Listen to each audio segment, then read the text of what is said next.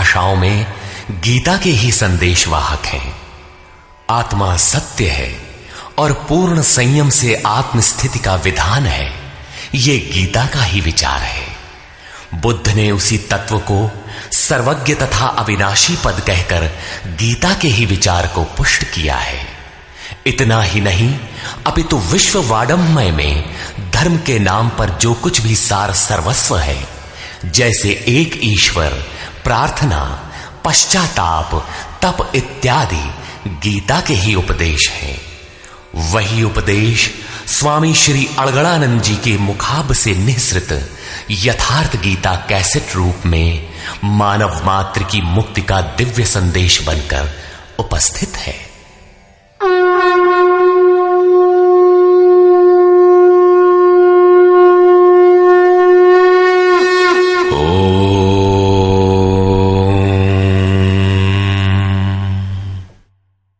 श्री परमात्मने नमः। यथार्थ गीता, श्रीमद्भगवत गीता, अथ पंचमो अध्यायः। अध्याय 3 में अर्जुन ने प्रश्न रखा था कि भगवान, जब ज्ञान योग आपको श्रेष्ठ मान्य है तो आप मुझे भयंकर कर्मों में क्यों लगाते हैं? अर्जुन को निष्काम कर्म योग की अपेक्षा ज्ञान योग कुछ सरल प्रतीत हुआ लगता है, क्योंकि ज्ञान योग में हारने पर देवत्व और विजय में महामहिम स्थिति, दोनों ही दशाओं में लाभ ही लाभ प्रतीत हुआ।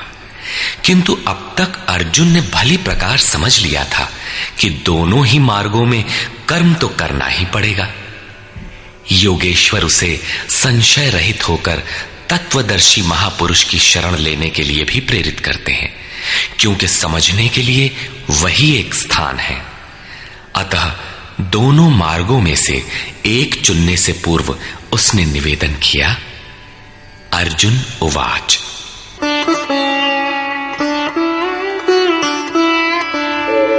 संन्यासं कर्मणां कृष्ण पुनर्योगं च शंससि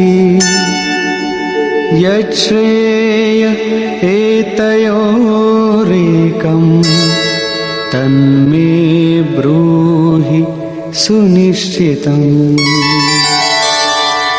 हे श्री कृष्ण, आप कभी संन्यास माध्यम से किए जाने वाले कर्म की और कभी निष्काम दृष्टि से किए जाने वाले कर्म की प्रशंसा करते हैं। इन दोनों में से एक जो भली प्रकार आपका निश्चय किया हुआ हो, जो परम कल्याणकारी हो, उसे मेरे लिए कहिए। कहीं जाने के लिए आपको 2 मार्ग बताए जाए तो आप सुविधाजनक मार्ग अवश्य पूछेंगे। यदि नहीं पूछते तो आप जाने वाले नहीं हैं। इस पर योगेश्वर श्री कृष्ण ने कहा। श्री भगवान उवाच। संन्यासः कर्मयोगश्च निःश्रेयसकरावुभौ तयोस्तु कर्म संन्यासात् कर्मयोगो विशिष्यते। अर्जुन, संन्यास माध्यम से किया जाने वाला कर्म अर्थात ज्ञान मार्ग से किया जाने वाला कर्म और कर्म योग, निष्काम भावना से किए जाने वाले कर्म, ये दोनों ही परम श्रेय को दिलाने वाले हैं। परंतु इन दोनों मार्गों से संन्यास अथवा ज्ञान दृष्टि से किए जाने वाले कर्म की अपेक्षा निष्काम कर्म योग श्रेष्ठ है। प्रश्न स्वाभाविक है कि श्रेष्ठ क्यों है? ज्ञेयः स नित्य सन्न्यासी यो न द्वेष्टि न कांक्षति निर्द्वन्द्वो हि महाबाहो सुखं बन्धात् प्रमुच्यते। महाबाहु अर्जुन, जो न किसी से द्वेष करता है न किसी की आकांक्षा करता है, वो सदैव सन्यासी ही समझने योग्य है, चाहे वो ज्ञान मार्ग से या निष्काम कर्म मार्ग से ही क्यों ना हो। राग द्वेषादि द्वंद्वों से रहित वो पुरुष सुखपूर्वक भव बंधन से मुक्त हो जाता है।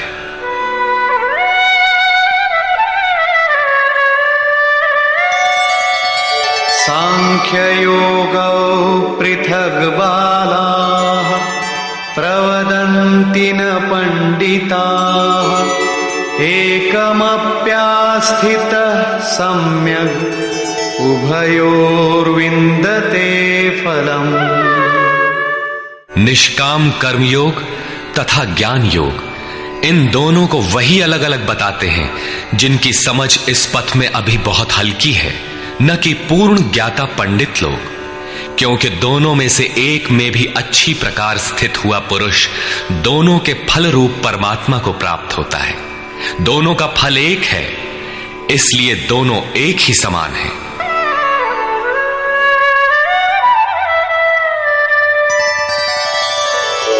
यत् सांख्यैः प्राप्यते स्थानं तद्योगैरपि गम्यते एकं सांख्यं च योगं च यः पश्यति स पश्यति। जहां सांख्य दृष्टि से कर्म करने वाला पहुंचता है, वहीं निष्काम माध्यम से कर्म करने वाला भी पहुंचता है। इसलिए जो दोनों को फल की दृष्टि से एक देखता है, वही यथार्थ जानने वाला है। जब दोनों एक ही स्थान पर पहुंचते हैं, तो निष्काम कर्मयोग विशेष क्यों? श्री कृष्ण बताते हैं,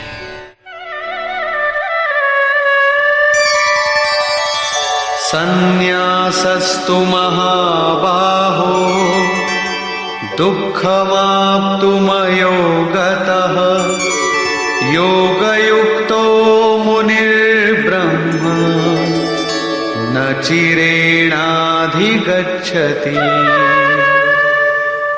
अर्जुन, निष्काम कर्मयोग का आचरण किए बिना संन्यासः का प्राप्त होना दुखप्रद है। जब योग का आचरण प्रारंभ ही नहीं किया तो असंभव सा है। इसलिए भगवत स्वरूप का मनन करने वाला मुनि, जिसकी मन सहित इंद्रियां मौन है, निष्काम कर्मयोग का आचरण करके परब्रह्म परमात्मा को शीघ्र ही प्राप्त हो जाता है। स्पष्ट है कि ज्ञान योग में निष्काम कर्मयोग का ही आचरण करना पड़ेगा, क्योंकि क्रिया दोनों में एक ही है। वही यज्ञ की क्रिया है, जिसका शुद्ध अर्थ है आराधना। दोनों मार्गों में अंतर केवल कर्ता के दृष्टिकोण का है। एक अपनी शक्ति को समझकर हानि लाभ देखते हुए इसी कर्म में प्रवृत्त होता है, और दूसरा निष्काम कर्मयोगी इष्ट पर निर्भर होकर इसी क्रिया में प्रवृत्त होता है। उदाहरणार्थ, एक प्राइवेट पढ़ता है, दूसरा नॉमिनेट। दोनों का पाठ्यक्रम एक ही है, परीक्षा एक है, परीक्षक निरीक्षक दोनों में एक ही है। ठीक इसी प्रकार दोनों के सद्गुरु तत्वदर्शी हैं और एक ही है, केवल दोनों के पढ़ने का दृष्टिकोण भिन्न है। पीछे जैसे श्री कृष्ण ने कहा कि काम और क्रोध दुर्जय शत्रु हैं, अर्जुन इन्हें तू मार। अर्जुन को लगा कि ये तो बड़ा कठिन है, किंतु श्री कृष्ण ने कहा, नहीं, शरीर से परे इंद्रियां हैं, इंद्रियों से परे मन है, मन से परे बुद्धि है, बुद्धि से परे तुम्हारा स्वरूप है, तुम वहां से प्रेरित हो। इस प्रकार अपनी शक्ति को सामने रखकर स्वावलंबी होकर कर्म में प्रवृत्त होना ज्ञान योग है। समर्पण के साथ इष्ट पर निर्भर होकर उसी कर्म में प्रवृत्त होना निष्काम कर्म योग है।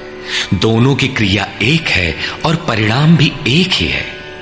इसी पर बल देकर योगेश्वर श्री कृष्ण यहां कहते हैं कि योग का आचरण किए बिना सन्यास अर्थात शुभाशुभ कर्मों के अंत की स्थिति का प्राप्त होना असंभव है। श्री कृष्ण के अनुसार ऐसा कोई योग नहीं है कि हाथ पर हाथ रखकर बैठे बैठे कहो कि मैं परमात्मा हूं, शुद्ध हूं, बुद्ध हूं, मेरे लिए न तो कर्म है न बंधन, मैं भला बुरा कुछ करता दिखाई पड़ता भी हूं तो इंद्रियां अपने अर्थों में बरत रही हैं।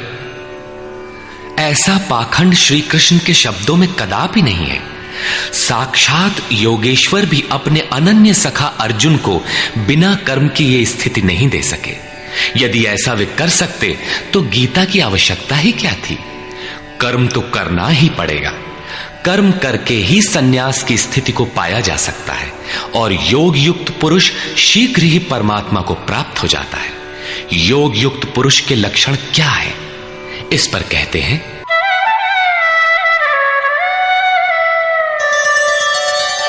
योगयुक्तो विशुद्धात्मा विजितात्मा जितेन्द्रियः सर्वभूतात्मा भूतात्मा कुर्वन्नपि न लिप्यते। विशेष रूप से जीता हुआ है शरीर जिसका, जीती हुई है इंद्रियां जिसकी, और विशेष रूप से शुद्ध है अंतःकरण जिसका, ऐसा पुरुष संपूर्ण भूत प्राणियों की आत्मा के मूल उद्गम परमात्मा से एक ही भाव हुआ योग से युक्त है। वो कर्म करता हुआ भी उससे लिप्त नहीं होता। तो करता क्यों है? पीछे वालों में परम कल्याणकारी बीज का संग्रह करने के लिए लिप्त क्यों नहीं होता? क्योंकि संपूर्ण प्राणियों का जो मूल उद्गम है, जिसका नाम परम तत्व परमात्मा है, उस तत्व में वो स्थित हो गया। आगे कोई वस्तु नहीं जिसकी शोध करे। पीछे वाली वस्तुएं छोटी पड़ गई तो भला आसक्ति किसमें करे? इसलिए वो कर्मों से आवृत नहीं होता। ये योग युक्त की पराकाष्ठा का चित्रण है। पुनः योग युक्त पुरुष की रहनी स्पष्ट करते हैं कि वो करते हुए भी उससे लिप्त क्यों नहीं होता। नैव किंचित करोमीति युक्तो मन्येत तत्त्ववित् पश्यन् शृण्वन् स्पृशन् जिघ्रन् अश्नन् गच्छन् स्वपन् श्वसन् प्रलपन् विसृजन् गृह्णन् उन्मिषन् निमिषन्नपि इन्द्रियाणीन्द्रियार्थेषु वर्तन्त इति धारयन्। परम तत्व परमात्मा को साक्षात्कार सहित जानने वाले योग युक्त पुरुष की ये मन स्थिति अर्थात अनुभूति है कि मैं किंचित मात्र भी कुछ नहीं करता हूं। ये उसकी कल्पना नहीं, बल्कि ये स्थिति उसने कर्म करके पाई है। अब प्राप्ति के पश्चात वो सब कुछ सुनता हुआ, स्पर्श करता, सूंघता, भोजन करता, गमन करता, सोता, श्वास लेता, त्याग करता, ग्रहण करता, आंखों को खोलता और मीचता हुआ भी इंद्रियां अपने अर्थों में बरतती हैं।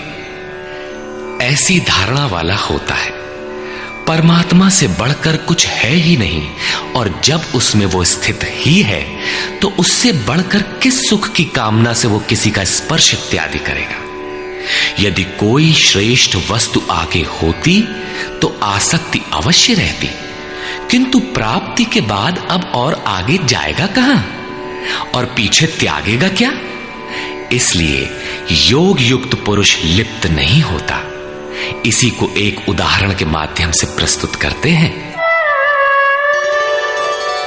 ब्रह्मण्याधाय कर्माणि संगं त्यक्त्वा करोति यः लिप्यते न स पापेन पद्मपत्रमिवाम्भसा। कमल कीचड़ में होता है, उसका पत्ता पानी के ऊपर तैरता है, लहरें रात दिन उसके ऊपर से गुजरती हैं, किंतु आप पत्ते को देखें, सूखा मिलेगा। जल की एक बूंद भी उस पर टिक नहीं पाती। कीचड़ और जल में रहते हुए भी वो उससे लिप्त नहीं होता। ठीक इसी प्रकार जो पुरुष सब कर्मों को परमात्मा में विलय करके साक्षात्कार के साथ ही कर्मों का विलय होता है, इससे पूर्व नहीं।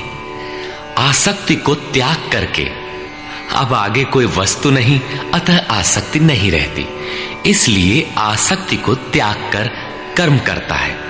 वो भी इसी प्रकार लिप्त नहीं होता। फिर वो करता क्यों है?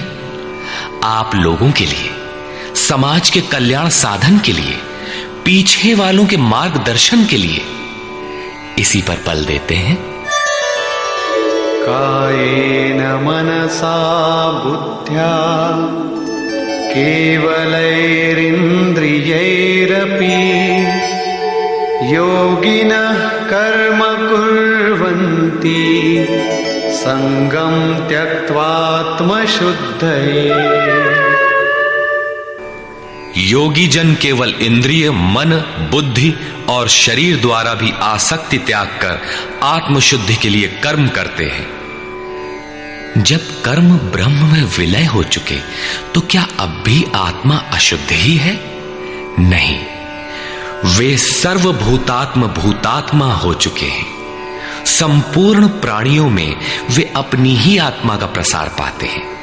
उन समस्त आत्माओं की शुद्धि के लिए, आप सबका मार्गदर्शन करने के लिए वे कर्म में बरतते हैं। शरीर, मन, बुद्धि तथा केवल इंद्रियों से वो कर्म करता है। स्वरूप से वो कुछ भी नहीं करता, स्थिर है। बाहर से वो सक्रिय दिखाई देता है, किंतु भीतर उसमें असीम शांति है। रस्सी जल चुकी, मात्र ऐंठन आकार शेष है, जिससे बंध नहीं सकता। युक्तः कर्मफलं त्यक्त्वा शान्तिमाप्नोति नैष्ठिकीम् अयुक्तः कामकारेण फले सक्तो निबध्यते। योग युक्त अर्थात योग के परिणाम को प्राप्त पुरुष जो सब प्राणियों के आत्मा के मूल परमात्मा में स्थित है, ऐसा योगी कर्म के फल को त्याग कर, कर्मों का फल परमात्मा उससे भिन्न नहीं है, इसलिए अब कर्म फल को त्याग कर नैष्ठिकीम शांतिम आपनोति, शांति की अंतिम अवस्था को प्राप्त होता है, जिसके आगे कोई शांति शेष नहीं है, जिसके पश्चात वो कभी अशांत नहीं होता। किंतु अयुक्त पुरुष जो योग के परिणाम से युक्त नहीं है, अभी रास्ते में है, ऐसा पुरुष फल में आसक्त हुआ। फल है परमात्मा, उसमें उसका आसक्त होना आवश्यक है, इसलिए फल में आसक्त होने पर भी काम कारेण निबध्यते, कामना करके बंध जाता है, अर्थात पूर्ति पर्यंत कामनाएं जागृत होती है। अतः साधक को पूर्ति पर्यंत सावधान रहना चाहिए। महाराज जी कहा करें, हो तनिको हम अलग, भगवान अलग है, तो माया कामयाब हो सकती है। कल ही प्राप्ति होनी हो, किंतु आज तो वो अज्ञानी ही है, अतः पूर्ति पर्यंत साधक को असावधान नहीं होना चाहिए। इसी पर आगे देखें। सर्वकर्माणि मनसा सन्न्यस्यास्ते सुखं वशी नवद्वारे पुरे देहि नैव कुर्वन्न कारयन्। जो संपूर्ण रूप से स्ववश है, जो शरीर, मन, बुद्धि और प्रकृति से परे स्वयं में स्थित है, ऐसा वशी पुरुष निसंदेह न कुछ करता है न कराता है। पीछे वालों से कराना भी उसकी आंतरिक शांति का स्पर्श नहीं कर पाता। ऐसा स्वरूपस्थ पुरुष शब्दादि विषयों को उपलब्ध कराने वाले 9 द्वारों, 2 कान, 2 नेत्र, 2 नासिका छिद्र, 1 मुख, उपस्थ एवं पायु वाले शरीर रूपी घर में सब कर्मों को मन से त्याग कर स्वरूपानंद में ही स्थित रहता है। यथार्थतः वो न कुछ करता है और न कराता है। इसी को पुनः श्री कृष्ण दूसरे शब्दों में कहते हैं कि वो प्रभु न करता है न कराता है।